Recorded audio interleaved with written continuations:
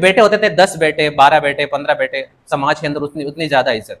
जिसके जितने ज़्यादा बेटे उसको इतनी ज़्यादा इज्जत। बच्चों के बारे में वो कहते थे कि ये तो हमारे कलेजे के टुकड़े हैं।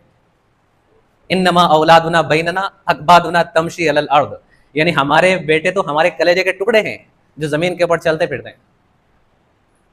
बेटों को क्या कहते थे? कालजा की कोर। अपनी भाषा में क्या कहते हैं? कालजा के टुकड़े, मेरा कालजा जिगर है। कलेजा को उर्दू भाषा में कहते हैं जिगर, ठीक है। और बेटियों के ऊपर वो जुल्म किया करते थे। बल्कि ऐसा समाज भी था, समाज के अंदर कुछ तबकात ऐसे भी थे जहां पर बेटियों को पैदा होते ही वो जिंदा दफन कर दिया करते थे। वो कहते थे बेटी हमारे लिए, इसको संभालना कहाँ से है, इसके खर्चे उठाना फालतू के, वो खत्म कर दिया करते थे। बेटी बेटी पैदा होते ही उसको दफना दिया करते थे। ऐसा भी समाज के अंदर ऐसा ज्यादा नहीं थे, लेकिन थे बहुत बहुत आम थे। कुछ तबकात के अंदर आम थे। अशराफ जो खानदान थे, बड़े खानदान, वहां पर औरतों को इज्जत दी जाती थी।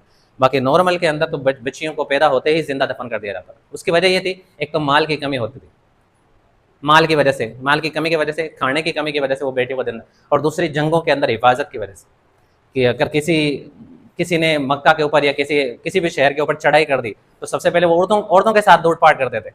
औरतों को छीन करके गुलाम बना लेते थे, औरतों को लौंडिया बना लेते थे। तो वो कहते थे यार औरतों को पालना फालतू में, तो वो क्या करते थे, औरतों को पैदा होते ही बच्चियों को जिंदा दफना देते। अब पैगंबर इस्लाम सल्लल्लाहु अलैहि वसल्लम ने इन्हीं बुराइयों के खिलाफ लड़ाई की है। वो कहते थे कि जिसकी 3 बेटियां हों और उनको अच्छे तरीके से तालीम दे और फिर उनको रुखसत कर दे तो उसके लिए जन्नत है। कभी कहते हैं कि जिसकी 2 बेटियां हों, जिनको अच्छी तालीम दे और उनको रुखसत कर दे तो उसके लिए जन्नत है। किसी ने पूछा या रसूलल्लाह किसी की एक ही बेटी हो, तो फरमाया किसी की एक ही बेटी हो और उसको अच्छी तालीम दे करके रुखसत कर दे, उसके लिए भी जन्नत है।